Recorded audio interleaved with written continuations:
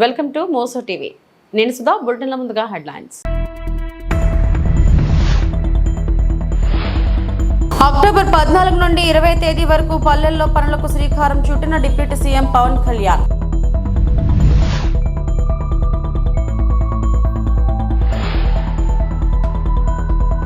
దసరా తర్వాత కర్ణాటక నుంచి రాష్ట్రానికి కుంకి ఏనుగలు.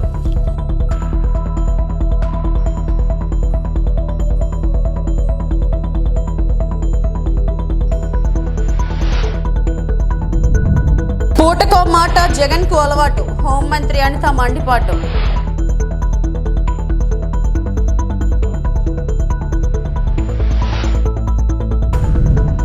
హైదరాబాద్ లోని నల్సార్ యూనివర్సిటీ ఆఫ్ లా 21వ స్నాతకోత్సవంలో రాష్ట్రపతి పాల్గొననున్నారు.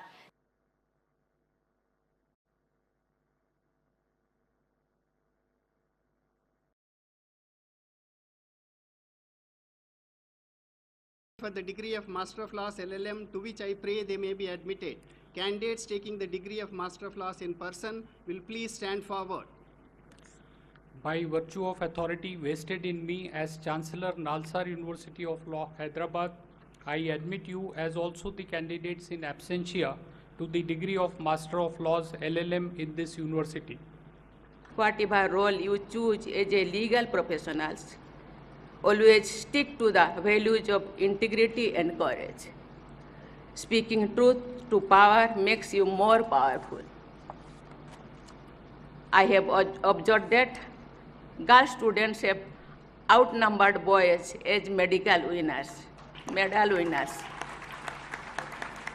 Although the total number of girl students who received degrees today is a little less than that of the boys, I have seen this pattern across many institutions of higher education. This demonstrates that despite several limitations which they still have to face, our daughters are making us proud with their excellence. I convey my special appreciation for the girl students in today's convocation. I also expect these girls to help and empower their other women and girls who are underprivileged. గ్రామాల్లో అభివృద్ధి పనులు పండుగలా మొదలు పెట్టాలి. October 14వ తేదీ నుంచి 20వ తేదీ వరకు ప్రతి పల్లెల్లో పనులకు శ్రీకారం చుట్టండి. 15వ ఆర్థిక సంఘం నిధులు, ఉపాధి హామీ పథకం నిధులు సద్వినియోగం కావాలి. పంచాయతీరాజ్ గ్రామీణాభివృద్ధి శాఖ అధికారుల సమక్షంలో ఉప ముఖ్యమంత్రి వర్యులు పవన్ కళ్యాణ్ వెల్లడించారు.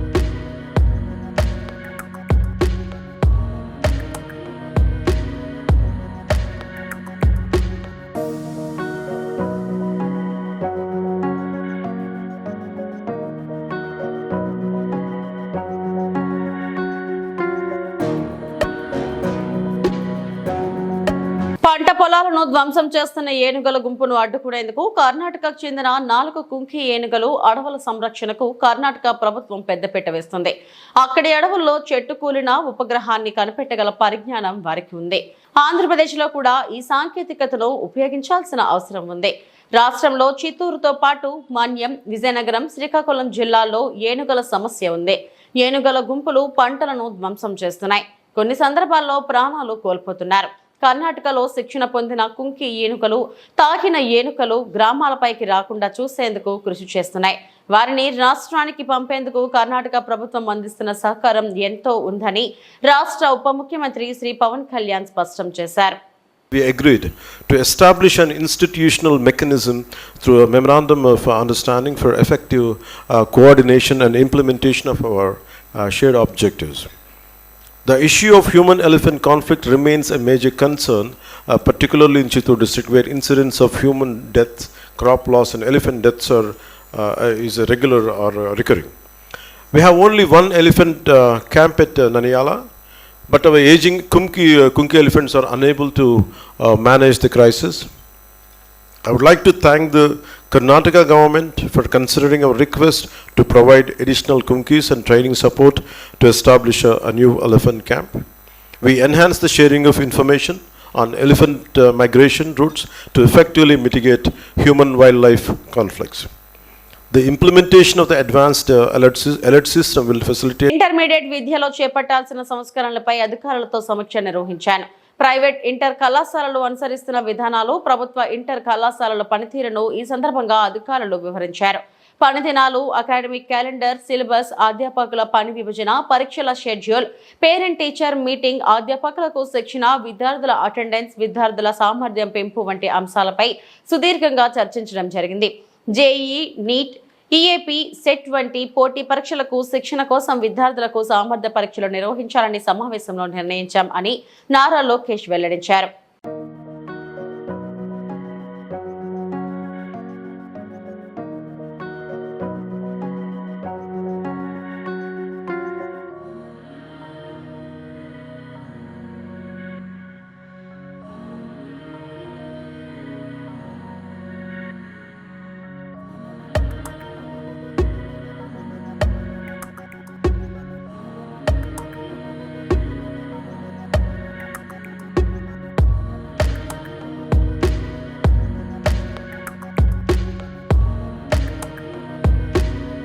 పూటకో మాట జగన్ కు బాగా అలవాటుగా మారిందని ఏపీ హోంమంత్రి అనిత విమర్శించారు. మంగళగిరిలోని తేదేపే కేంద్ర కార్యాలయంలో నిర్వహించిన మీడియా సమావేశంలో ఆమె మాట్లాడారు. జగన్ ఆఖరి నిమిషంలో తిరుమల పర్యటన ఆపేసుకున్నారు. నోటీసులు ఇచ్చారంటూ అబద్ధాలు చెప్తున్నారు. అసత్యాలతో ప్రజలను మభ్యపెట్టాలని చూస్తున్నారు. ఒక్క నాయకుడనైనా గృహ నిర్బంధం చేశారా? ఆయన్ను రావద్దని ఎవరు నోటీసు ఇవ్వలేదే? తిరుమల వెళ్లేందుకు జగన్ కు ఇష్టం లేదు. డిక్లరేషన్ ఇచ్చే ఉద్దేశం లేకనే పర్యటన ఆపేసుకున్నారు. ప్రసాదం ఇస్తే పక్కన పెట్టేవాళ్ళు. రుచి గురించి మాట్లాడటం విడ్డూరంగా ఉందని హోంమంత్రి అనిత వ్యాఖ్యానించారు. కొన్ని మంది ధార్మిక సంఘాలు కూడా కొన్ని సోషల్ మీడియాలో మొత్తం కొంతమంది మెసేజ్లు ఫార్వర్డ్ చేసుకున్నారు. At the same time YSRCP నాయకులు కూడా భారీగా జన సమీకరణ చేయడానికి వాళ్ళు సోషల్ మీడియాలో మెసేజ్లు ఫార్వర్డ్ చేసుకున్నారు. ఈ నేపథ్యంలో ప్రజలకు ఇబ్బంది కలగకుండా, యాత్రికులకు ఇబ్బంది కలగకుండా, విఐపీఎస్కి ఇబ్బంది కలగకుండా ఉండటానికి రెగ్యులర్గా శాంతి భద్రతల విఘాతం కలిగిస్తాయనుకునేటప్పుడు పోలీస్ డిపార్ట్మెంట్ వాళ్ళు ఇచ్చే నోటీస్ అది. ఆ నోటీస్ కూడా జగన్మోహన్ రెడ్డికి ఇవ్వలేదే. జగన్మోహన్ రెడ్డిని రావద్దు అని ఎవరు చెప్పలేదే. మీరు రాకండి అని మేము ఎవరూ చెప్పలేదే. వస్తే మిమ్మల్ని అరెస్ట్ చేస్తామని చెప్పలేదే. ఏ రోజు చంద్రబాబు నాయుడు గారిని ఎయిర్పోర్ట్లోనే ఆపేసినట్టుగా మేము ఎప్పుడు ఆపడానికి మేము ప్రయత్నం చేయలేదే. నిజంగా జగన్మోహన్ రెడ్డి గారిని ఆపాలనుకుంటే ఆయన ఇంత ధైర్యంగా ఈ సెంట్రల్ జైలు విజిట్లు చేసేవాడు. ఆయన ఎంతమంది సెంట్రల్ జైల్లో ఉంటే విజిట్లు చేశాడు ఆయన? మేము ఎప్పుడైనా ఆపామా? అంటే విషయం ఏంటంటే, మేము ప్రజాస్వామ్యబద్ధంగా ముందుకెళ్తున్నప్పుడు మా మీద బురద చల్లటానికి పోలీస్ నోటీసులు నాకు ఇచ్చారు అని చెప్పి నిన్న అతనికి వెళ్ళడానికి, ఫస్ట్ ఆఫ్ ఆల్ అతనికి వెళ్ళడానికి ఇష్టం లేదు తిరుమల తిరుపతి దేవస్థానానికి. దట్టు డిక్లరేషన్ ఇచ్చేయడానికి అసలు ఇష్టం లేదు. మళ్ళీ నేను నొక్కి పెడుతున్నా, డిక్లరేషన్ వన్స్ ఇచ్చి కనుక ఆయన టెంపుల్లోకి వెళ్తే వాళ్ళ ఇంట్లో తల్లికి చెల్లికి బట్టిన గతి అతనికి పడతాదేమో అన్న ఉద్దేశంతో అతను వెళ్ళడం మానేశాడు. ఆ మర్మం ఏంటో మీరే గ్రహించండి. అంటే విషయం ఏంటి ఇది అయింది. తర్వాత ఈరోజు ఒకవైపు నుంచి తిరుమల తిరుపతి దేవస్థానానికి బ్రహ్మోత్సవాల టైంలో రాజకీయ నాయకులే కాదు, సుప్రీంకోర్టు జడ్జెస్, వివిధ విఐపీలు అందరూ వస్తారు. ఆ భద్రత కూడా మాదే బాధ్యత. ఆ భద్రత నేపథ్యంలో మేమందరం కూడా ఎట్టి పరిస్థితుల్లోని శాంతి భద్రతలు విఘాతం కలిగించకూడదని చెప్పి నోటీసులు ఇస్తే దాన్ని ఈ రకంగా మాట్లాడి టాపిక్ని డైవర్ట్ చేయడానికి నోటీసుల వైపు తీసుకొచ్చాడు. ఇతగాడు మళ్ళీ మేమేదో డైవర్షన్ పాలిటిక్స్ చేస్తున్నామని మాట్లాడతాడు. అరే ఇప్పటికీ కూడా మేము స్టాండ్ అయి ఉన్నాం. కల్తీ నెయ్యి ఉంది. కల్తీ నెయ్యి అయితే లడ్డూ ప్రసాదంలోని కల్తీ నెయ్యి చేర్చారు. కల్తీ నెయ్యితో ప్రసాదం తయారు చేయబడింది. దాని గురించని ముఖ్యమంత్రి హోదాలో ఉన్న చంద్రబాబు నాయుడు గారు కానీ, ఉప ముఖ్యమంత్రి హోదాలో ఉన్న పవన్ కళ్యాణ్ గారు కానీ, లోకేష్ బాబు గారు కానీ మేమందరం మాట్లాడుతున్న ఈ నేపథ్యంలో దాని గురించి మాట్లాడండి అంటే, దాని గురించి మాట్లాడకుండా నేను మెట్లు ఎక్కుతాను, ఏంటది దర్శనానికి వెళ్తాను అని చెప్పి డైవర్ట్ చేయడానికి ప్రయత్నం చేసింది నువ్వు. ఈరోజు మళ్ళీ తిరిగి డైవర్షన్ పాలిటిక్స్ అని చెప్పి మా మీద మాట్లాడే పరిస్థితి కనిపిస్తూ ఉంది. ఈ నేపథ్యంలో ఒక గోల్డెన్ వర్డ్ వచ్చింది నిజంగా, లడ్డు నాణ్యత అట, లడ్డు టేస్ట్ అట. అరే నాకు అర్థం కాంది, జగన్మోహన్ రెడ్డి ఏ రోజైనా లడ్డు టేస్ట్ చేశారా? తిరుమల తిరుపతి దేవస్థానం ప్రసాదం లడ్డూని ఆశీర్వాదానికి అక్షతలేస్తేనే 10 సార్లు దూకున్నాడు అక్షంతలన్నీ అయిపోయినంత వరకు. ప్రతి టీవీ వాళ్ళు కూడా చూపించారు. అది ఎక్కడ మండపంలోనే, ఎక్కడ ఆశీర్వాదం ఇచ్చిన ఆ మండపంలోనే ఇంకా సాల్వ్ అయ్యి. పాలకొల్లులోని కార్యాలయంలో పాలకొల్లు ప్రభుత్వ ఆసుపత్రి 50 పడకల స్థాయి నుంచి 100 పడకల స్థాయి పెంపుకు సంబంధించి కొత్త భవనంలో అవసరమైన సౌకర్యాలు, వివిధ విభాగాలు ఏర్పాటు అంశాలపై ఆసుపత్రి వైద్యులు, ఇంజనీరింగ్ అధికారులతో చర్చించడం జరిగింది. అందుకు అనుగుణంగా పలు సూచనలు చేశారు. పనులను వేగవంతంగా పూర్తి చేయాలని ఆదేశాలు ఇవ్వడం జరిగింది. నిమ్మల రామానాయుడు వెల్లడించారు. ఇప్పుడు ఒకసారి దాన్ని బట్టి ప్లాన్ చేసుకుని కరెక్ట్గానే పెట్టుకోండి. ఇప్పుడైతే మనం చేసుకోవాల్సిన ప్లానింగ్ అయితే ఇప్పుడు G+2లో చేస్తారు మీరు 20,000కి. ఎడిషనల్ బిల్డింగ్ 21,500 చేస్తారు. చేసుకుని అందులో ఈ ఫ్యాకల్టీస్ అన్ని కూడా కవర్ అయ్యేలాగా చేస్తారు. నీర్లు ఎంత అవుతుందన్నారు దానికి బడ్జెట్? 13 to 14 అవుతుంది సార్. 13 to 14. మనకి ఫెసిలిటీస్ బాగా ప్రొవైడ్ అవుతాయి సార్. ఎన్కాస్ కానీ హాస్పిటల్ అంటే మనకి మేజర్గా ఇప్పుడు ఉన్న దాంట్లో కాంపౌండ్ వాళ్ళు ఇది లేదు ఇప్పుడు ప్రెసెంట్ లేదు సార్. అవన్నీ కూడా కొంచెం పోస్ట్ మార్టం షెడ్ ఒకటి కేవలం 2 కోచెస్తో రన్ అవుతుంది. ఇప్పుడు మొన్న ఒక 9 కోర్స్ అన్నారు కదా మొన్న ఎస్టిమేషన్. ఇప్పుడున్న సైట్ అంతా కూడా మొన్న మనం కొలిసాము. దాన్ని కూడా మళ్ళీ మనం ఎవరైతే కన్సల్టెన్సీ పెట్టుకున్నాం చూసుకుని ఏ ఏరియాలో పెట్టాలి, మనకి మళ్ళీ లుక్కి ఇబ్బంది లేకుండా, నెక్స్ట్ వాస్తుకు కూడా ఇబ్బంది లేకుండా చూసుకోవాలి. బాక్స్ పోస్ట్ మార్టంగా అప్గ్రేడ్ చేస్తూ దీంట్లో భాగంగానే అది కూడా మేము చేస్తాం. చేసేయండి ఒకసారి కరెక్ట్గా చూసుకుని చేసుకుని పెట్టండి. దీని గురించి రిపోర్ట్ చేయమని 9 crores 2nd floor లో అడిగారు. సరే ఏమంటే ఒకసారి తమ్మని మొన్న మన వాళ్ళు చెప్పారు 9 crores అని. పశ్చిమ గోదావరి జిల్లా తణుకు శాసనసభ్యులు ఆరమిల్లి రాధాకృష్ణ క్యాంప్ కార్యాలయంలో మీడియా సమావేశం నిర్వహించారు. ఈ సందర్భంగా ఆయన మాట్లాడుతూ మాజీ మంత్రి కారుమూరిపై ధ్వజమెత్తారు. గత 5 ఏళ్ల వైసీపీ ప్రభుత్వ హయాంలో తణుకు మున్సిపాలిటీని భ్రష్టు పట్టించారు. మాజీ మంత్రి కారుమూరి వెంకట నాగేశ్వరరావు తణుకు మున్సిపాలిటీని తన జేబు సంస్థగా వాడుకున్నారు. కౌన్సిల్ లేని సమయంలో మున్సిపాలిటీపై బాధ్యత లేకుండా వ్యవహరించారు. 5 ఏళ్ల కాలంలో డ్రైనేజీల్లో కనీసం తట్ట మట్టి కూడా తీయలేదు. మున్సిపల్ సిబ్బంది 11 మందిని 5 ఏళ్ల పాటు తన సొంత అవసరాలకు మాజీ మంత్రి కారుమూరి వాడుకున్నారు. తన ఇంట్లో పనుల కోసం మున్సిపల్ వర్కర్లు, కింది స్థాయి సిబ్బందిని ఇబ్బంది పెడుతూ వినియోగించుకున్నారు. ఒక్కొక్కరు 18,000 నుంచి 21,000 వరకు మున్సిపాలిటీ నుంచి జీతాలు పొందారు.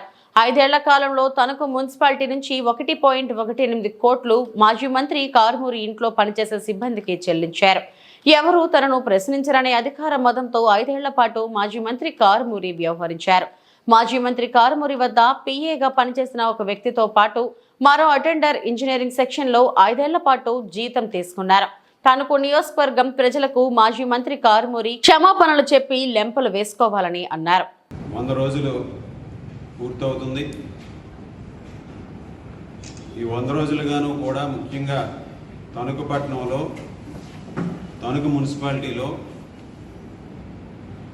పలు అభివృద్ధి కార్యక్రమాలు చేయడానికి కానీ, ముఖ్యంగా డ్రైనేజీలు రీసిలిటేషన్ చేయడానికి కానీ అనేక ప్రయత్నాలు చేయడం జరుగుతుంది. గత 5 సంవత్సరాల వైఎస్ఆర్ కాంగ్రెస్ పార్టీ ప్రభుత్వంలో మున్సిపాలిటీని పూర్తిగా భ్రష్టు పట్టించి, కౌన్సిల్ లేనటువంటి సమయంలో మాజీ మంత్రి కారుమూరి నాగేశ్వరరావు గారు మున్సిపాలిటీని తన జేబు సంస్థగా వాడుకొని అన్ని విధాలుగాను కూడా భ్రష్టు పట్టించినటువంటి సంఘటనలు అనేకం మాకు కనిపిస్తున్నాయి. ముఖ్యంగా ఆయన శాసనసభ్యునిగా, మంత్రిగా ఉండి కనీసం బాధ్యత లేకుండా శానిటేషన్ మీద కానీ, డీసిలిటేషన్ మీద కానీ దృష్టి పెట్టకుండా ఈరోజు మొత్తం భ్రష్టు పట్టించారు. డ్రైనేజ్ వ్యవస్థ అంతా కూడా చిన్నపాటి వర్షం వచ్చినా డ్రైనేజీలన్నీ కూడా మునిగిపోయే పరిస్థితి వస్తుంది. మేము వచ్చిన తర్వాత దాదాపు సగం వార్డుల్లో డీసిలిటేషన్ చేయడం జరిగింది. మిగిలిన వార్డుల్లో కూడా చేయాల్సినటువంటి అవసరం ఉంది. వర్షాల వల్ల అది కూడా స్లోగా జరుగుతుంది. ఈరోజు అక్కడ డీసిలిటేషన్ చేస్తుంటే 3-4 అడుగులు మట్టి డ్రైనేజీలో వస్తుంది.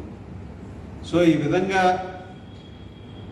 శానిటేషన్ మొత్తం భ్రష్టు పట్టించి శానిటరీ సిబ్బందిని అందరినీ కూడా ఇబ్బందులు పెట్టే విధంగా పరిపాలన సాగించాడు. అసలు విచిత్రాలు ఒక విచిత్రం కాదు. మున్సిపాలిటీని ఏ విధంగా వీళ్ళు వాడుకున్నారో, జేబు సంస్థగా దోచుకున్నారనే దానికి శానిటేషన్ ఒక పక్క సరిగ్గా నిర్వహించట్లేదు, మరొక పక్క శానిటరీ వర్కర్స్ని, కింద స్థాయి వర్కర్లని మాజీ మంత్రి కారుమూరి గారు ఆయన ఇంటిలో పనిచేయడానికి మున్సిపాలిటీ సిబ్బందిని అప్పనంగా వాడుకున్నటువంటి పరిస్థితి ఈరోజు కనిపిస్తుంది. 11 మంది మున్సిపల్ సిబ్బంది 5 సంవత్సరాల పాటు ఆయన ఇంటిలోనే పనిచేశారు. మస్తర్ మున్సిపాలిటీలో వేసుకోవటం పని మాజీ మంత్రి కారుమూరి ఇంటిలో. ఈ 11 మంది, 2 ఆయన ఆవులను మేపడానికి, 2 వంట చేయడానికి, 2 బట్టలు ఉతకడానికి, 2 వచ్చిన వాళ్ళకి కాఫీ టీలు అందించడానికి, ఈ విధంగా 11 మందిని ఆయన ఇంట్లో పెట్టుకుని మున్సిపాలిటీని దుర్మార్గంగా వాడుకున్నటువంటి వ్యక్తి కారుమూరి. వీళ్ళ జీతాలు చూస్తే 18,000 రూపాయల నుంచి 21,000 రూపాయలు ఒక్కొక్కరికి. అంటే ఒక్కొక్క ఎంప్లాయీ మీద కూడా 5 సంవత్సరాల్లో ఒక్కొక్క ఎంప్లాయీకి సంవత్సరానికి దాదాపు 10 లక్షల రూపాయలు వీళ్ళ శాలరీని మున్సిపాలిటీ. ప్రముఖ ఆరోగ్య సంరక్షణ సంస్థల్లో ఒకటైన ఎంజీఎం హెల్త్ కేర్ సేవలు వినియోగిస్తూ ఎంజీఎం 7 హిల్స్ హాస్పిటల్ గా సేవలు అందించినట్టు MGM health care director doctor Prashanth Rajagopalan తెలిపారు. సిరిపురం స్థానిక హోటల్లో శుక్రవారం ఏర్పాటు చేసిన మీడియా సమావేశంలో రాజగోపాలన్తో పాటు wing commander CEO MK Bose సమక్షంలో నూతన లోగోను ఆవిష్కరించారు. ఈ సందర్భంగా వారు మాట్లాడుతూ డూయింగ్ మోర్ బెటర్ అనే నినాదంతో 7 హిల్స్ హాస్పిటల్ వారసత్వాన్ని కొనసాగించేందుకు ఎంజీఎం హెల్త్ కేర్ గా నామకరణం జరిగిందన్నారు. దశాబ్దాలుగా విశాఖలో సేవలందిస్తున్న 7 హిల్స్ సంస్థ స్ఫూర్తిని పాటిస్తూ ఎంజీఎం నైపుణ్యంతో అధునాతన చికిత్సలు, ఆధునిక వైద్య సాంకేతిక విధానంతో మెరుగుపరచడమే లక్ష్యంగా ముందుకు వెళ్తున్నామన్నారు. పునర్వ్యవస్థీకరించిన ఎంజీఎం 7 హిల్స్ అధునాతన క్రిటికల్ కేర్ యూనిట్లు, ఇంటెన్స్ కేర్ యూనిట్లతో పాటు మాడ్యులర్ ఆపరేషన్ థియేటర్లు కలిగి ఉన్నాయన్నారు. అలాగే 100 మందికి పైగా వైద్యులు, 700 మందికి ఆరోగ్య సంరక్షణ నిపుణులతో సేవలలో క్లిష్టమైన వైద్య పరిస్థితులను సైతం అధిగమించి సమగ్రమైన సంరక్షణ సేవలు అందిస్తుందని ఈ సందర్భంగా తెలిపారు. Who have joined us here today on the occasion of unveiling of the logo of MGM Healthcare 7 Hills. MGM Healthcare is a 6-year-old group from Chennai. We have 4 hospitals currently, and 7 Hills being the most recent one amongst the hospitals. We are extremely happy and proud to be here in the city of Vizag. It is special for us for 2 reasons. Firstly, because this is the first hospital of ours in the state of Andhra Pradesh, and will be the first among several hospitals that we have as a plan for the state of Andhra Pradesh. Second, and a special feeling about the takeover of 7 Hills is the fact that today, after having completed the takeover, we have close to 1,000 beds between all our hospitals, more than 300 senior consultants, and close to 4,000 employees. So I would like to take this moment to welcome the 1,000+ members of the 7 Hills family into MGM, which will now be MGM 7 Hills. Bharatiya Janata party రాష్ట్ర కార్యదర్శి, assembly party convener Shri Kola Anand తన party కార్యాలయం నందు విలేకరుల సమావేశం ఉదయం 10 గంటలకు నిర్వహించారు. ఈ సమావేశంలో బీజేపీ రాష్ట్ర కార్యదర్శి కోలా ఆనంద్ మాట్లాడుతూ తిరుమల లడ్డు ప్రసాదాలను అపవిత్రం చేసి తిరుమల పవిత్రతను దెబ్బతీసిన జగన్ రెడ్డి తిరుమల కొండకు వెళ్లి శ్రీవారిని దర్శించుకోవడానికి అతను అనర్హుడన్నారు. ఆయన గరుడ సర్కిల్ వద్ద డిక్లరేషన్ ఇచ్చిన తర్వాతే తిరుమలకు వెళ్లి స్వామిని దర్శించుకోవాలని డిమాండ్ చేశారు. మాజీ సీఎం డిక్లరేషన్ ఇవ్వకపోతే ఆయనను అడ్డుకునేందుకు బీజేపీ కార్యకర్తలు, నాయకులతో కలిసి సన్నద్ధమవుతున్నామన్నారు. 5 ఏళ్లుగా తన వికృత చేష్టలతో అన్ని దేవాలయాల్లో అవినీతి, అక్రమాలు, రథాలు దగ్ధం, దేవతామూర్తుల విగ్రహాలు ధ్వంసం మొదలైన సంఘటనలు చోటు చేసుకున్నాయని, గుళ్ళు, గోపురాలు మింగేశారని కోలా ఆనంద్ ధ్వజమెత్తారు. తిరుమల లడ్డు కల్తీపై జగన్ రెడ్డి మాటలతో హిందూ భక్తుల మనోభావాలను గాయపరిచిన జగన్ రెడ్డిని తిరుపతిలో అడుగు పెట్టనివ్వమని స్పష్టం చేశారు. క్రైస్తవుడైన జగన్ రెడ్డి తిరుమల డిక్లరేషన్ లేకుంటే ఆయన్ను ఎట్టి పరిస్థితుల్లోనూ తిరుమలకు అనుమతించరని తెలియజేశారు. సర్వనాశనం చేశావు, వెంకన్న స్వామిని వదలలేదు నువ్వు, ఆయన కూడా భ్రష్టు పట్టించేశావు. ఈరోజు రోడ్లో వేసావు నువ్వే, ఎవరు వేయలేదు. కొంతమంది మాట్లాడతారు ఏమి కావాలనే దేవుణ్ణి పెట్టి రాజకీయం చేసేదానికి రేపు తెల్లారితో ఎన్నికలు ఉన్నాయి ఈ రాష్ట్రంలో. ఇంకెప్పుడో 4.25 సంవత్సరాలకి ఈ రాష్ట్రంలో ఎన్నికలు జరిగిపోతాయి. రేపు తెల్లారితో రాజకీయం చేసేదానికి ఏమైనా అవకాశం ఉందా? ఇప్పుడేమో అంత అర్జెంటుగా దేవుణ్ణి తీసుకొచ్చేసి రాజకీయాలు చేసేస్తే ఏమైపోతుంది? దొంగలు దొరికారు, తప్పు జరిగింది. తప్పుని ఎలా కప్పిపుచ్చుకుంటుంది మా కూటమి ప్రభుత్వం? ముఖ్యమంత్రి చంద్రబాబు నాయుడు గారు కావచ్చు, స్వయాన చంద్రబాబు నాయుడు గారే ఏదైతే కాంట్రాక్టులు ఉన్నారో గత వీళ్ళు ఇచ్చినటువంటి కాంట్రాక్టులు ఇది అవినీతి జరిగింది, తప్పు చేశారు. మనం ఒకటే లాజిక్, మీరందరూ కూడా దయచేసి మీడియా సోదరులు, రాష్ట్ర ప్రజలు, దేశ ప్రజలందరూ అర్థం చేసుకోండి. అయ్యా 320 రూపాయలకి ఎక్కడ నెయ్యి దొరుకుతుందో చెప్పండి. ఆవు నెయ్యి ఎలా దొరుకుతుంది? అసలు కర్ణాటక ప్రభుత్వం ఇస్తున్నటువంటి నందిని నెయ్యిని ఎవరు ఆఫ్ చేశారు? ఎందుకు ఆపారు? ఎన్నో సంవత్సరాలుగా మనం వాడుతున్నటువంటిది లడ్డులో కానీ నైవేద్యంలో కానీ ఒక రోజుకి 14 టన్నులు 15 టన్నులు అవుతుంది నెయ్యి తిరుమలలో ఈరోజు ఖర్చు. ఒక రోజుకి దగ్గర 15,000 కేజీలు ఈరోజు స్వామివారికి నైవేద్యానికి లడ్డు తయారీకి ఖర్చు అవుతూ ఉంటే, మరి మీరు దిగజారిపోయి నందిని నెయ్యిని ఆఫ్ చేసి నందిని దగ్గర 720 రూపాయలు 800 కోటి చేశాడు అతను. దాన్ని వదిలేసి 320 రూపాయలకి ఎక్కడి నుంచి నెయ్యి తేవాలి? మీరు ఎలా సప్లై చేస్తారు? ఇచ్చింది ఎవరు? గత చైర్మన్లు, గత ఈఓలు, జగన్మోహన్ రెడ్డి ఆదేశాలతో జరిగిందే తప్ప ఇది వేరేటిది కాదు. అతని మీదనో అతనికి జరిగినటువంటి అతను పరిపాలన చేసిన గత ప్రభుత్వాన్ని నిందలేయాల్సిన అవసరం మా ప్రభుత్వానికి, మా కుటుంబ ప్రభుత్వానికి లేదు. ఇది సత్యము. కేంద్రం మొత్తం కూడా దీని మీద ఆరా తీసింది, రిపోర్ట్ అంతా తెప్పించుకునింది. ఇది ఆసామాషి ఒక ఆంధ్ర రాష్ట్రానికో తిరుపతికి సంబంధించిన విషయం కాదు. ఇది దేశంలో ఉన్నటువంటి 140 కోట్ల మంది, అదే రకంగా ప్రపంచంలో ఉన్నటువంటి జనాభా అంతా కూడా ఈ భారతదేశం వైపు, మన కలియుగ వెంకటేశ్వర వైపు చూస్తున్నారు. ఎవరు కుల మతాలు అతీతంగా దర్శనం చేసుకుంటున్నారు. వెంకటేశ్వర స్వామి సన్నిధికి సిక్కులు వస్తున్నారు, బౌద్ధులు వస్తున్నారు, అదేవిధంగా క్రిస్టియన్స్ వస్తున్నారు, ముస్లిమ్స్ వస్తున్నారు, అందరూ వెళ్తున్నారు. మరి ఎందుకు డిక్లరేషన్ ఏమో నువ్వు? నీ అహంకారం ఏంటి?